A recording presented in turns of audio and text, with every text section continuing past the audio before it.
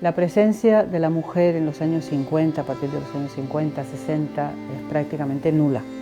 Realmente solo hay algunas mujeres, muy pocas, de las cuales damos conocimiento en estos años.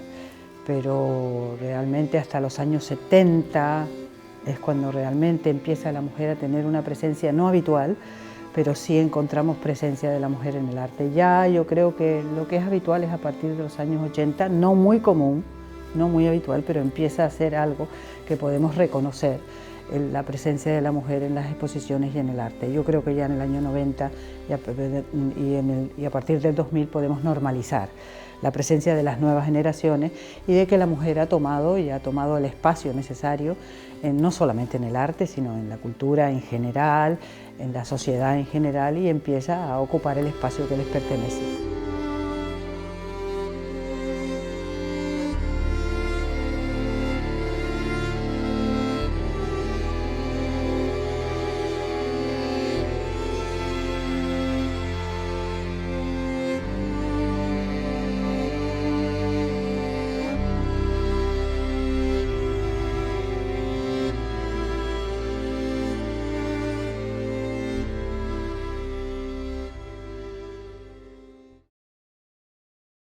En el siglo XX, en los años difíciles de la posguerra, las mujeres se vieron relegadas al papel de esposa y madre.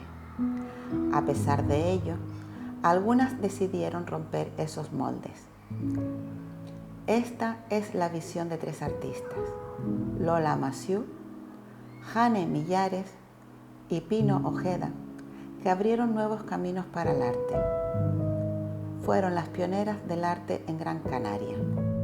En el caso concreto de Gran Canaria, las mujeres artistas que tienen cierta visibilidad son, por ejemplo, las del siglo XIX, que adquieren formación artística en el ámbito doméstico, con algún maestro, con algún pariente que se dedicaba al arte, ¿no?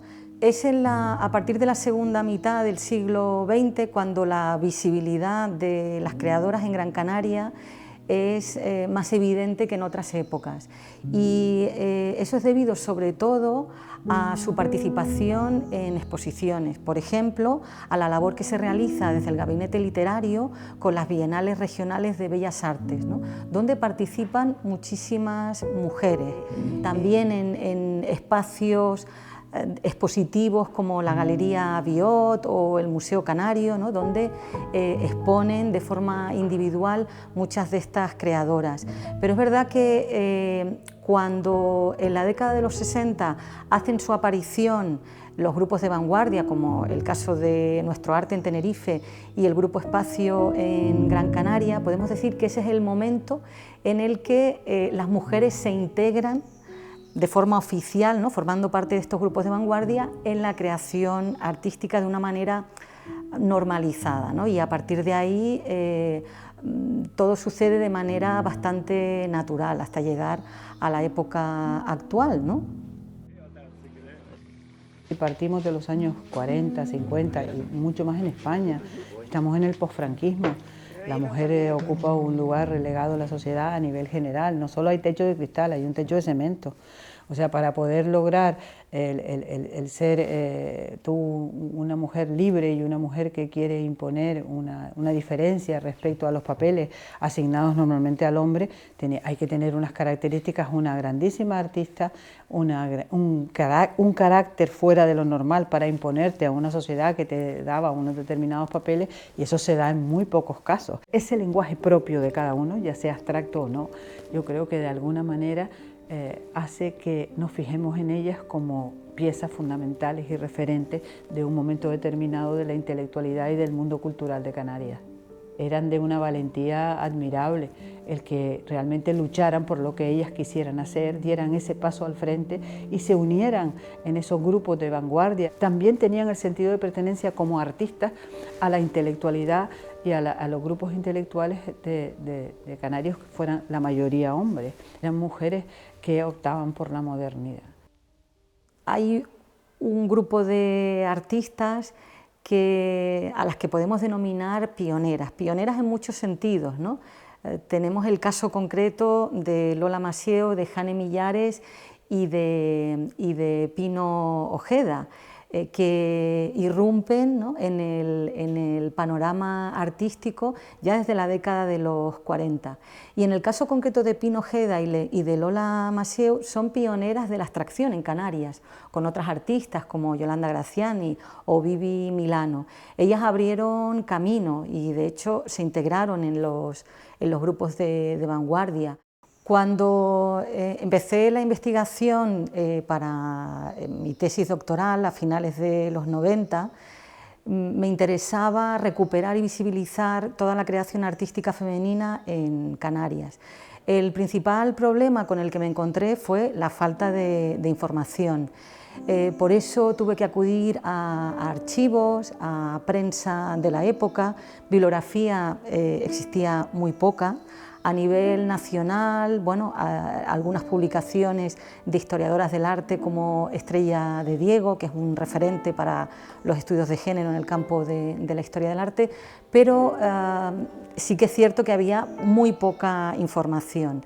Me pareció importante acudir a las fuentes directas, a las fuentes orales, y tuve la suerte de poder entrevistar a algunas de las creadoras que se encontraban vivas todavía, ¿no?, como Pino Ojeda, Lola Masieu, María Belén Morales, Vicky Penfold y toda una serie de artistas que habían formado parte o que formaban parte de esa otra mitad, esa otra historia del arte en Canarias que no era visible. En realidad yo de las artistas en Canarias, bueno, dado que había estudiado fuera de aquí, estuve muchos años fuera, pues no conocía artistas y mucho menos artistas mujeres, ¿no?, que durante nuestra formación ni siquiera recuerdo que hubiésemos nunca estudiado artistas mujeres. La primera vez que fui a casa de Jane Millares fue una enorme sorpresa, ¿no? No imaginé encontrar algo tan potente, tan espectacular. Pero mi sorpresa realmente no acabó ahí, sino que en cuanto quise indagar un poco más sobre ella, descubro que no hay nada. Es decir, una búsqueda en Google, no había ninguna referencia sobre Jane Millares, ninguna referencia bibliográfica, ni en internet y por supuesto tampoco ningún libro, ¿no?, que la incluyera. Así que, bueno, mi interés realmente fue no por esa ausencia que me llamó poderosamente la atención, sino porque su obra realmente me pareció algo diferente y tremendamente comunicativo, ¿no?, y artísticamente muy rico. Lola Masieu era una fuerza de la naturaleza, una persona que irradiaba energía y positividad, y tuve la fortuna de conocerla, de trabajar con ella incluso en una exposición de la Regenta, y la recuerdo con un cariño inmenso. De ahí surge mi interés por ella como artista, lógicamente. Es cierto que hasta que no empecé a investigar más a fondo sobre su trayectoria, no descubrí la serie de elementos tan importantes que habían influido en su vida y en la forma de afrontar la pintura como manera de creación. Pino Ojeda venía de una familia, digamos, más modesta, venía del campo, era de Teror, y se siente más libre para moverse que lo que se podía sentir Lola Masieu. Pero es interesante pensar en estas dos mujeres que además hicieron una gran amistad juntas en esos años. En el año 61 ellas montan, por ejemplo, el grupo Espacio, junto con Felo Monzón y Raffaelli. Es un hecho que hay que anotar. Ellas son las que dan la idea. Felo Monzón aparece como el creador del grupo, pero porque ellas mismas le dicen, bueno, sé tú, porque realmente en ese momento es más fácil que siendo un grupo liderado por un artista masculino, pues tenga opciones de exponer. Como he sido siempre muy curiosa, todas las materias me han interesado.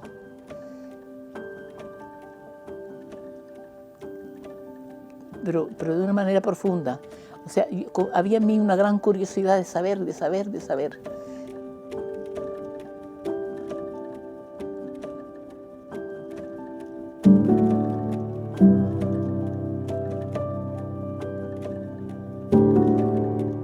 Pina Ojeda fue una mujer multidisciplinar, una mujer que yo la defino como sin fronteras en el mundo del arte. Se atrevió con la literatura, tanto con la poesía como con el teatro, la novela, incluso cuentos. Se atrevió con las artes plásticas, con la pintura, con la escultura, con la cerámica, que fue su última pasión en su vida, y fue una mujer que no tuvo miedo a adentrarse en esos mundos del arte en general, sobre todo pionera en el mundo de las artes plásticas, creando una galería llamada Arte, que abrió en el Paseo de las Canteras, en Las Palmas de Gran Canaria, y por la parte literaria fue pionera, fundadora y directora de una revista que se llamaba Alicio, Hoja de Poesía, y todo lo financiaba la propia Pina Ojeda. Su hijo, Domingo Doreste, se acercó a mí tras una conferencia sobre el surrealismo que impartí hace ya muchos años en la ermita del pueblo canario, y me da un sobre con unas fotografías de su madre en la Escuela Luján Pérez. Y me explica que él era el hijo de Pina Ojeda. A partir de ahí surge una relación, una amistad con su hijo, y también el interés por investigar la figura de Pina Ojeda. Empieza a exponer posiblemente en los primeros años de su estancia en Las Palmas, porque ella había estado previamente en Tenerife y en La Palma, y se siente muy acogida, como antes indicaba, por Felo Monzón, que es un personaje fundamental para entender la pervivencia de la vanguardia en esta época. Pina Ojeda va a exponer en Tenerife también porque Eduardo Westerdal la invita a participar en las exposiciones del Instituto de Estudios Hispánicos del Puerto de la Cruz. En Las Palmas de Gran Canaria le va a costar mucho más exponer, es curioso, ¿no?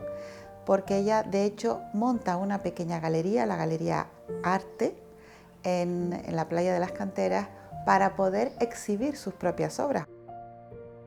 Tiene una voluntad enorme de participar en la vida cultural de Canarias, pero no solo como pintora, sino como poeta, como gestora cultural. Es decir, ella tiene en su haber varios libros de poesía publicados. El primero es en el año 44, publica una novela que presenta el Premio Nadal, tiene incluso una obra de teatro inédita que dentro de poco va a ser interpretada, y además participa activamente en la vida cultural gracias a esa pequeña galería que abre en la playa de las Canteras, en la calle Alvareda, y que va a ser un lugar de intercambio no solamente de artistas extranjeros, sino también de los artistas más puntuales y más importantes de Canarias en esos años. En los años 70 es cuando ella va a poder exponer en Suecia y en Italia, propiciado, entre otras cosas, por esos contactos que ella había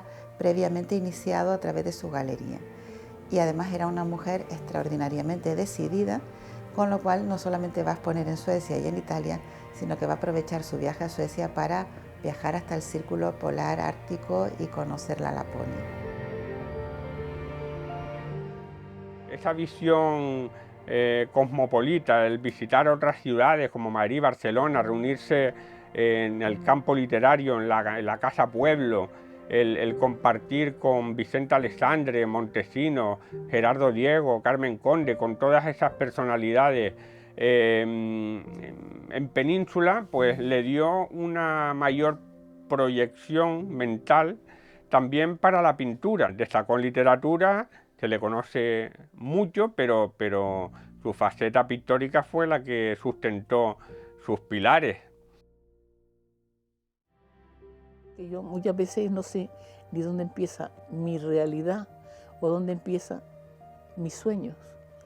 Lo que yo plasmo en toda mi obra, sea literatura, sea pintura, sea cerámica, sea lo que sea. No sé cuándo estoy pintando o escribiendo una realidad o cuando estoy forjando sueños que tengo. Ella, creo que puedo decir que se puso el mundo por montera una muchacha humilde, crecida en un barrio de terror y educada con una formación muy limitada, pero que se apunta al Instituto Pérez Galdós para asistir a clases nocturnas, donde fue discípula de Agustín Espinosa. Fue poeta, conoció a los más grandes de su época, invita a Vicente Aleixandre a venir y creo que es posiblemente un caso único de alguien que superó todos los miedos y todas las barreras para poder hacer lo que realmente consideraba necesario, que era crear, tanto en la poesía como en la pintura.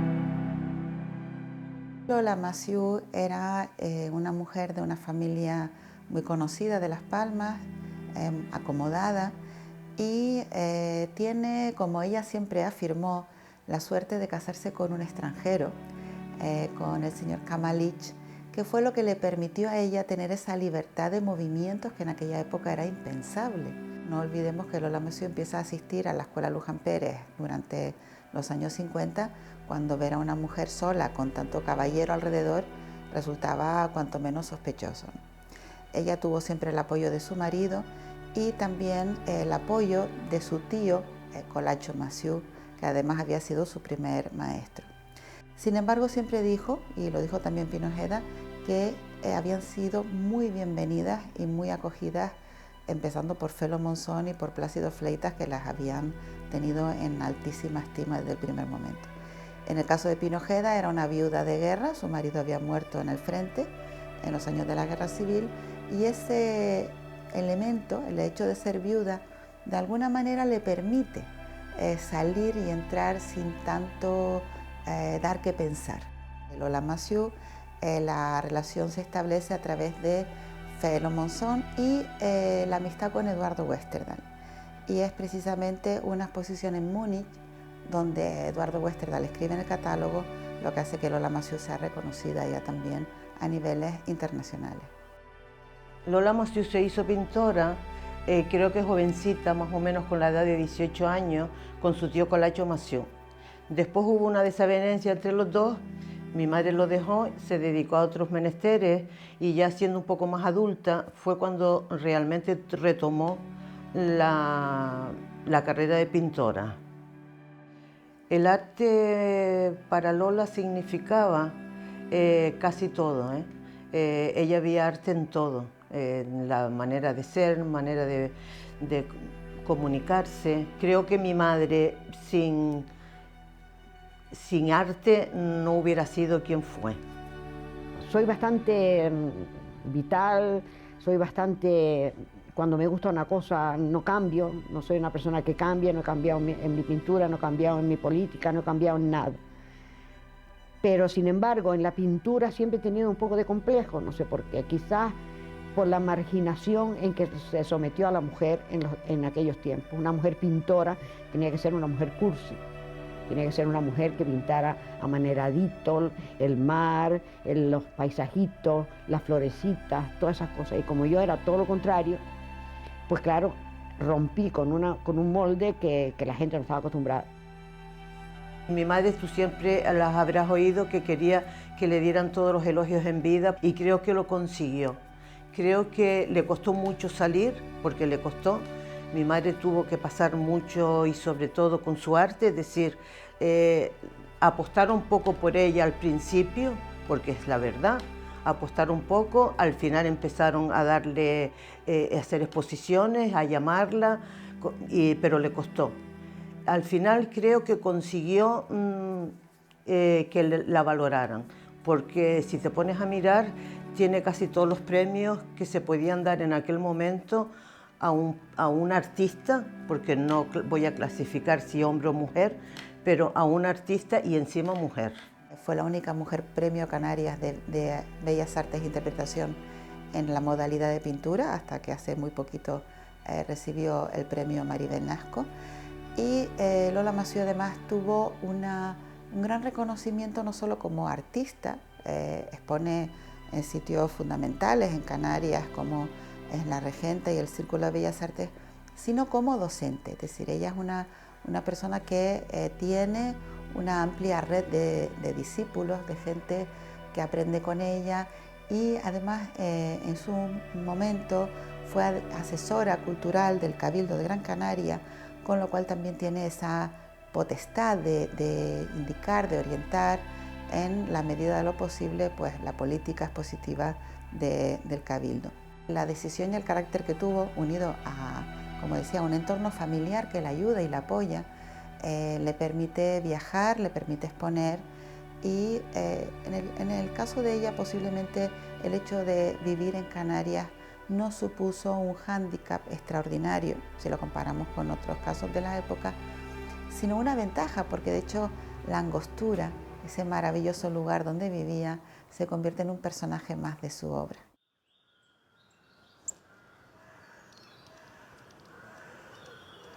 Para mi madre la Angostura fue un enclave en su vida. Mi padre y ella estuvieron viviendo aquí muchos años con todas nosotras porque mi padre llevaba la finca, es decir, se sentía muy arraigada.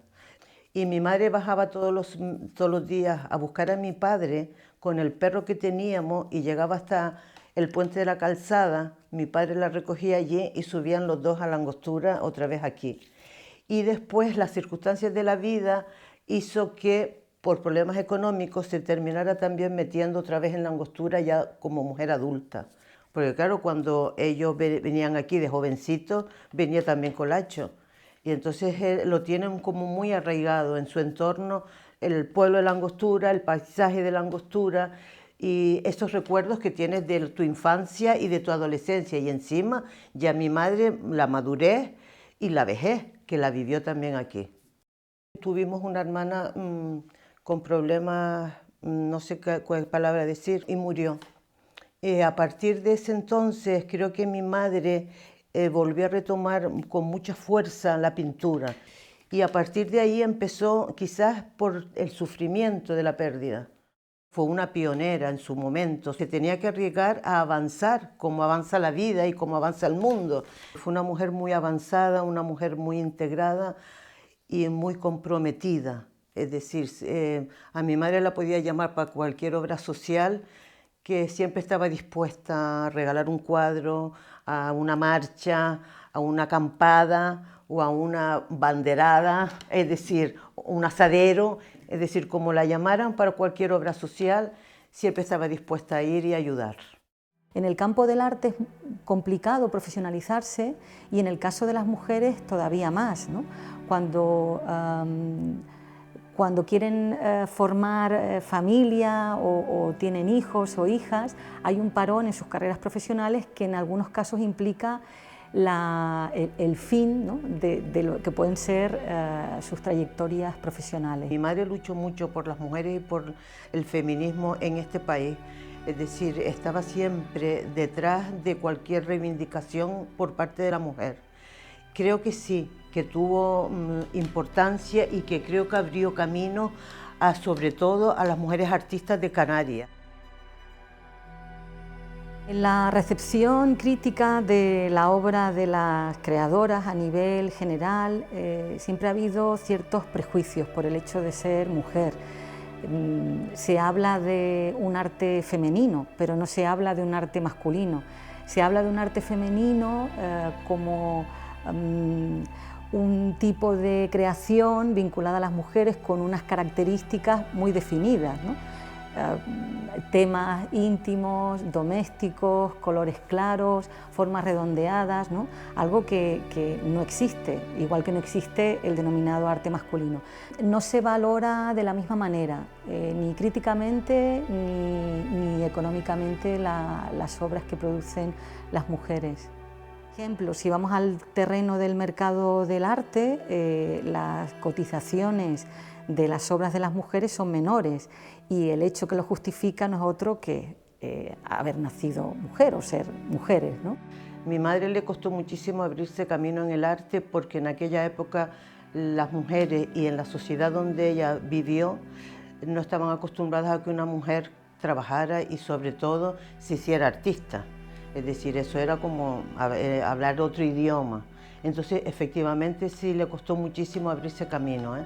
Tuvo que sacrificar mucho, tuvo que sacrificar no llegar a ser más internacional, porque siempre se le ponía muchísimas trabas a la hora de salir, de llevar obras. Creo que le decían en algún momento que pintaba como un hombre, con la fuerza de un hombre, y no hay nada que le molestara más que le dijeran eso. He sido una mujer contestataria, una mujer rebelde, una mujer inconformista. He sido defensora de las personas que tienen problemas y quizás eso se refleja en mi pintura.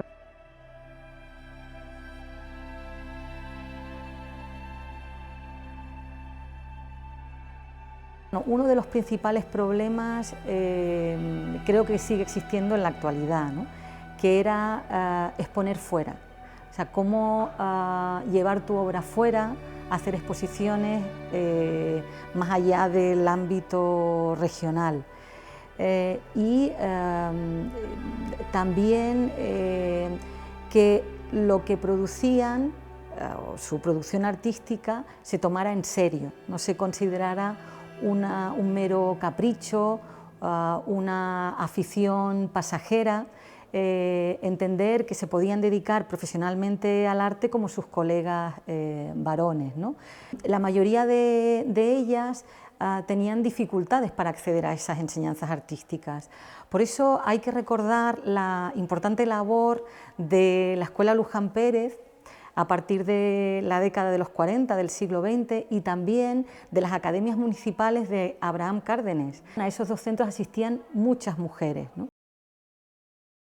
Cuando hablamos de Pino Ojeda, su relación con la Escuela Luján Pérez es la de una alumna que se empieza a asistir a clases en el año 47, es decir, muy pronto, y que pronto va a tener esa gran acogida, fundamentalmente con Plácido Fleitas, más que con otros de sus compañeros y de sus profesores. En el caso de Lola Massieu, su predisposición a la pintura se establece desde el primer momento y es a partir de su relación con la Escuela Luján Pérez cuando empieza a exponer. Su trayectoria es posiblemente la más reconocida de estas tres artistas. La Escuela Luján Pérez, el movimiento de mujeres en la isla, surge en búsqueda de una identidad. Hane es una de esas figuras que profundiza en el esfuerzo, en el trabajo, en la recuperación de esa identidad de lo tradicional, de lo rural, de lo histórico y de lo arqueológico. Hane, igual que todos sus hermanos, es una artista autodidacta. No fue nunca a las escuelas, digamos que Hane estaba como en otra esfera, era una mujer casada, que se había casado siendo, vamos, era una niña, ¿no? Ella tenía como trazado un proyecto de vida que estaba dedicado, o sea, que se limitaba, vamos a decirlo así, a ese ámbito doméstico. Empieza a tener niños muy pronto, tuvo 5 hijos en total. Y nunca fue a una escuela, ¿no? Es decir, Hane y todos sus hermanos, ¿no? Son una familia destacadísima de autodidactas. Entonces, sí es cierto que todos ellos siempre tienen esa relación, esa sintonía con los artistas que forman parte de la Escuela Luján Pérez, tienen estrechas amistades en todos esos círculos y claramente absorbe de ahí muchísimas referencias. Felo Monzón sí es cierto que le enseña, pero en un contexto de más intimidad le enseña a imprimir los lienzos y algunas nociones básicas de técnica, pero no tiene una relación directa, continua con la escuela. Sí es cierto que luego con la revista Mujeres en la Isla ya tiene una participación más activa, ¿no? Hay incluso algunos artículos en los que escribe algo de crítica artística y ilustra hasta 3 de sus portadas, ¿no? Con una serie de iconos que son también como muy frescos, muy innovadores, muy modernos para su tiempo.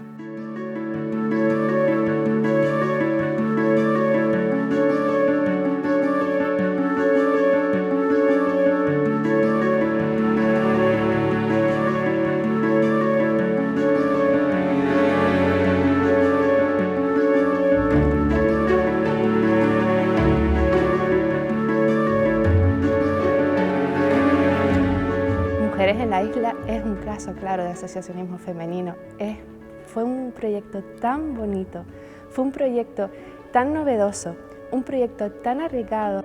Y eran mujeres que no se dedicaban profesionalmente al periodismo y aún así sacaron una revista mensual y una revista que se alejaba de esos temas tradicionalmente femeninos y se adentraban en otros temas que estaban ya como más copados por los hombres, como puede ser la crítica artística, una crítica literaria, puede ser temas sociales que también lo trabajaron.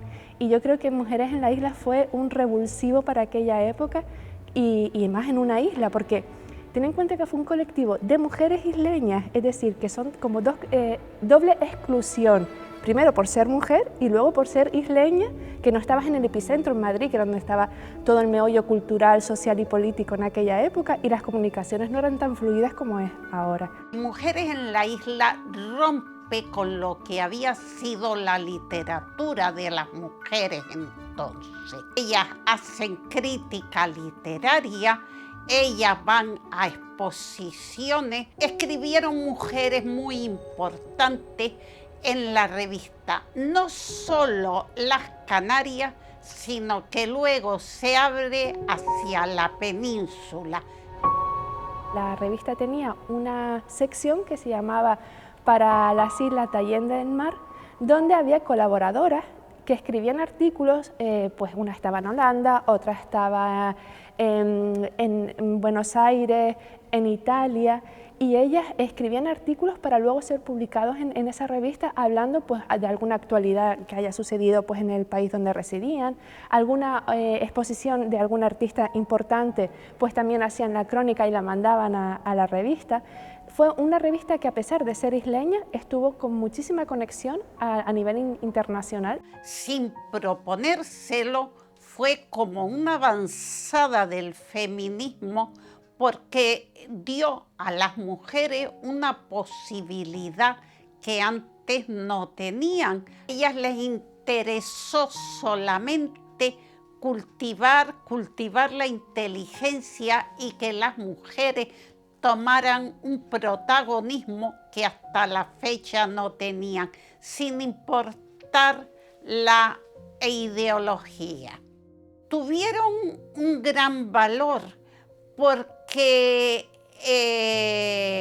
ampliaron el mundo cultural canario, que en aquel momento era como un desierto. Fíjate que al principio escribían 12 mujeres y terminaron escribiendo 158. El elemento común de todas ellas es esa valentía y ese amor por lo que ellas hacían y por lo que ellas creaban. Realmente eran creadoras y les dio igual la crítica social, los impedimentos que pudieran tener, porque ellas creían en sí mismas y en su propio trabajo. Y de alguna manera demostraron al mundo, o demostraron a la sociedad isleña, que son capaces y que fueron capaces. Somos mujeres y podemos hablar de los temas que queramos. Que eso en plena época franquista fue muy arriesgado y muy valiente.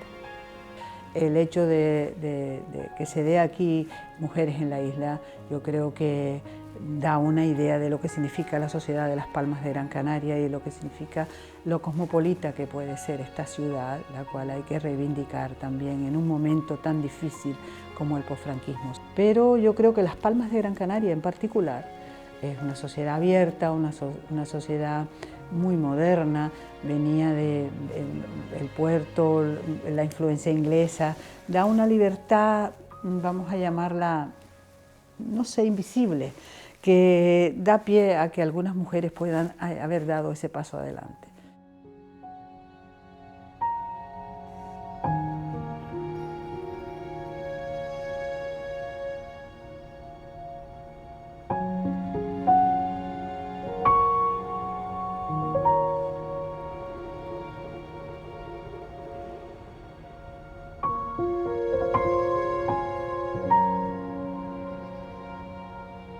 El estar alejada del centro, vamos a decirlo así, estar en esta región ultraperiférica, donde pasan muchas menos cosas que lo que pueden ser en las grandes capitales, permitió que estas artistas pudieran desarrollar esas necesidades expresivas que tenían, ¿no? Yo creo que para Jane Millares fue un hándicap, porque ella era una mujer extremadamente tímida y su economía familiar no le permitía viajar. Si bien es verdad que ahora las comunicaciones, pues ese aislamiento lo diferencian muchísimo, condicionó muchísimo a los artistas en general, pero a las mujeres artistas en particular. Estaban aisladas de todos los movimientos, de estar cerca de las corrientes, de conocer de primera mano qué es lo que está pasando, ¿no?, en el panorama artístico. Al final buscaron los modos de hacerse oír aquí, en estos contextos más pequeños. Quizás tenían muchísimas más dificultades, aunque lo intentaron. Jane, por ejemplo, tuvo ofertas para salir, pero fue la única que nunca expuso fuera, ¿no?, porque se veía totalmente impedida, sea por los altos costes de los transportes o porque tenía que dedicarse aquí al cuidado de sus hijos e incluso sus padres, ¿no?, que es algo muy habitual en las mujeres. Todos esos impedimentos, pues digamos que lo hacía un poco más complicado, pero creo que también fue de alguna manera una ventaja para que pudieran desarrollar sus carreras, incluso en un contexto donde la censura en algunas ocasiones pasaba un poco más desapercibida.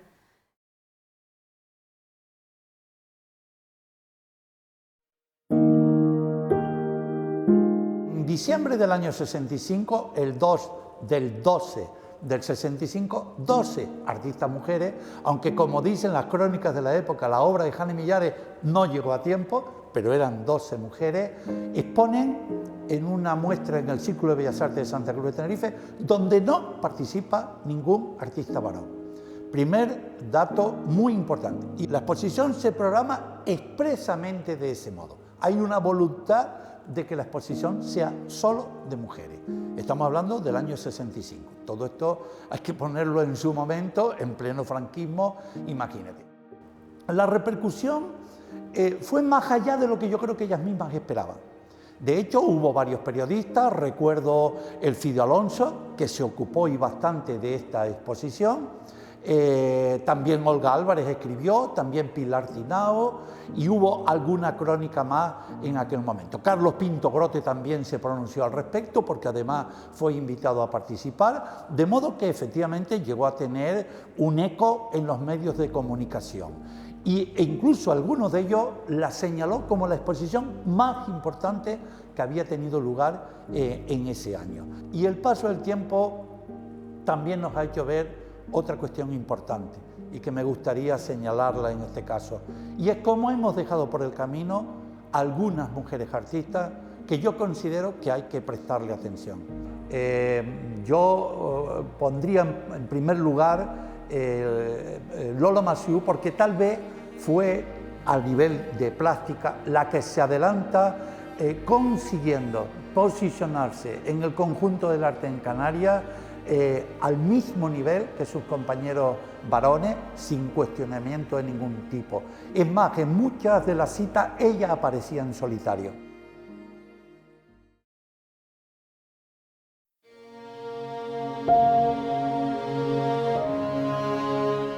Jane Millares tiene un entorno familiar que le permite de alguna manera conocer la pintura y conocer los movimientos artísticos que se estaban produciendo en esa época. De hecho, hay una carta de su hermano Manolo Millares animándola a enviar obras a Madrid. La aportación de Jane en su faceta artística es la recreación de un universo de lo canario. Se decide por la pintura primero porque se nutre, se amamanta desde su infancia de arte, en el entorno familiar. Luego hay un proceso de necesidad, y es que la depuración, la persecución que padece la familia hace que ellos tengan que ser autosuficientes con los pocos recursos que tienen. Y luego hay un papel importantísimo que realiza o protagoniza mi padre, su marido. Lo que hacía era conseguirle el espacio, darle la cobertura mediática, todas esas cosas que en la personalidad tímida de Jane no entraban dentro de lo que era su forma de ser, ¿no? Se van convirtiendo esas primeras exposiciones en un acontecimiento periódico, porque Luis le anima a que cada año, cada par de años, produzca una serie y la exponga, que es el objetivo de ese esfuerzo, de ese trabajo. De una manera muy certera, muy rápida, apunta directamente a lo que va a ser la base de todo su discurso, ¿no? Incluso cuando llega a la abstracción, vemos que siempre está esa conexión con ese origen. Su obra tiene una enorme vigencia en consonancia con los movimientos artísticos que se están dando en su tiempo, ¿no? Pero siempre con ese aspecto totémico, ¿no? Casi tribal, que siempre se remite a ese mundo aborigen que ella tanto emula, ¿no? Ella estaba dibujando permanentemente, pero siempre para las exposiciones buscaba un motivo de inspiración, una técnica de trabajo y creaba algo nuevo, porque ella se sentía que necesitaba superarse. Intentar comunicarse o expresarse en un contexto de dictadura, de persecución, de ser víctima de esa persecución, pues la encierra, le limita la comunicación con otros sectores, con otras personas, pero ella logra a través de la pintura expresar todo lo que siente. De hecho, hay obra que durante todos los años de la dictadura la guardó para ella, porque eran obras que reflejaban toda esa sordidez, toda esa represión que tuvo que sufrir y que ella muestra a través de determinados cuadros que son su grito en contra de esa persecución que padecieron.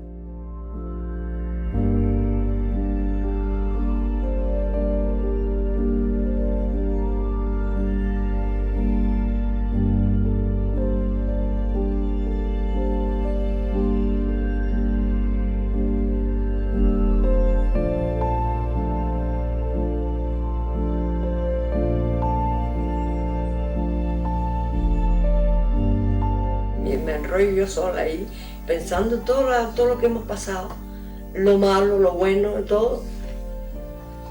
Pero mi padre fue una persona en nuestra vida, porque mi padre no tenía el carácter de mi madre era más fuerte, la que llevaba toda la fuerza, ¿no? Y mi padre era más tranquilo, pero la experiencia que yo viví con mi padre, no. Cuando él murió me entró una depresión tremenda. En mi opinión, el caso de Jane Millar es un caso excepcional, ¿no? Digamos que dentro de lo que son las mujeres artistas en Gran Canaria, es posiblemente la única que tuvo una dedicación y en muchas ocasiones explícita, sumamente crítica. Hay ejemplos claros, ¿no? Como es La cara del fascismo o toda esa serie de crucificados, El garrote vil, etcétera, que son obras que son una clara crítica al régimen. Digamos que Jane, en aquel momento tan difícil, se expone y se arriesga, ¿no? Pero creo que tuvo mucho que ver posiblemente para sortear todo ese panorama de censura en el que se desarrolla su trabajo.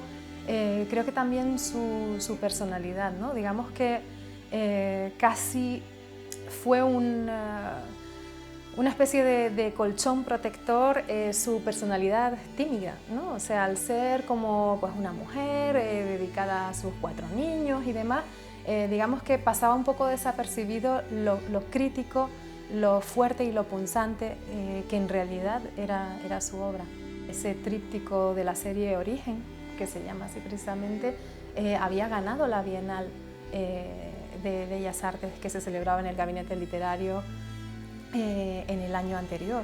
Había ganado un premio de conjunto, ¿no? Digamos que en el panorama artístico de nuestra ciudad esto era un evento importantísimo, ¿no? Allí se daban cita a los artistas más consagrados de nuestro panorama canario y Jane acababa de ser premiada. Yo creo que reconocida sí fue, pero en un ámbito, en un entorno muy localista, muy doméstico, muy familiar. Yo creo que es ahora cuando empieza a entenderse, gracias al trabajo de investigación que se está haciendo y de revisión que se está haciendo por parte de expertos y profesionales y académicos que están indagando en toda esa historia que existió, que se produjo, pero que quedó relegada, por un lado, por una sociedad muy misógina, muy machista, una sociedad también reprimida en lo ideológico o en las libertades, y una sociedad que queda reducida al ámbito de la localidad donde vives. Yo creo que la figura de Jane Millares está cobrando cada vez más, más cuerpo, ¿no? Digamos que ha habido un punto de inflexión muy importante, que es haberla dado a conocer en círculos, sobre todo en el entorno académico todavía, fuera de lo que es el panorama canario. Creo que ahora posiblemente exista en el público general una percepción del artista mucho más sólida, ¿no? Mucho más consistente. Quizás antes de haber sido investigada, pues se tenía una noción de Jane como una pintora, pues que había pintado de manera arbitraria, estilos diferentes y demás. O sea, hoy se ha demostrado que eso no era así, ¿no? Tenía una carrera perfectamente coherente, que ha seguido una trayectoria pues muy constante y muy sólida, y que todos los pasos y los puntos por los que ha pasado han tenido una razón de ser.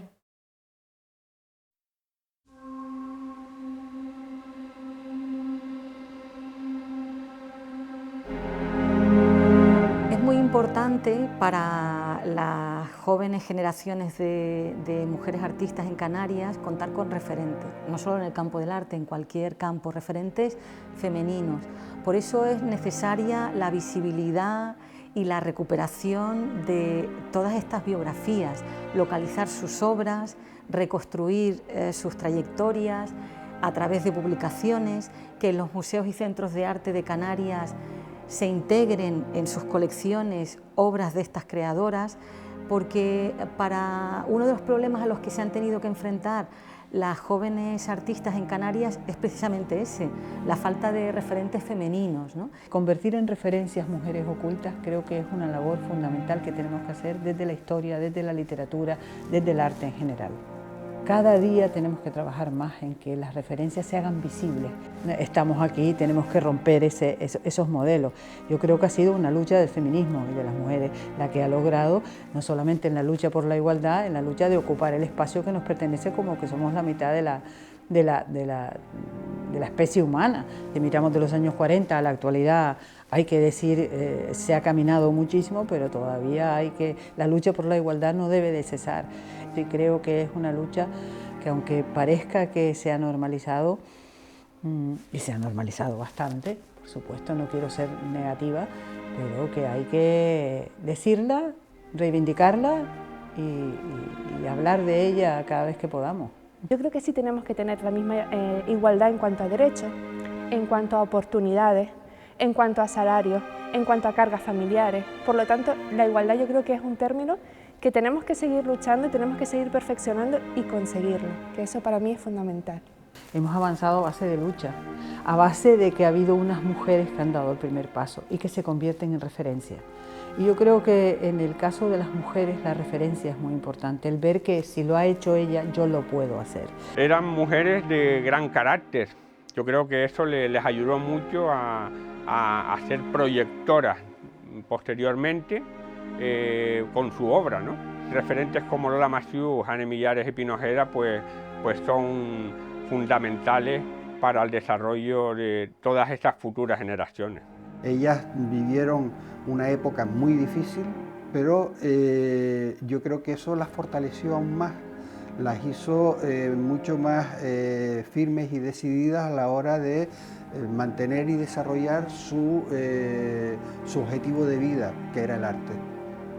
Ellas hicieron algo que no hizo ninguna otra, ¿no? Digamos que emprendieron con muchísima determinación sus carreras artísticas y sobre todo creo que hay un mensaje muy claro con el que hay que quedarse, que fue su autoconfianza, ¿no?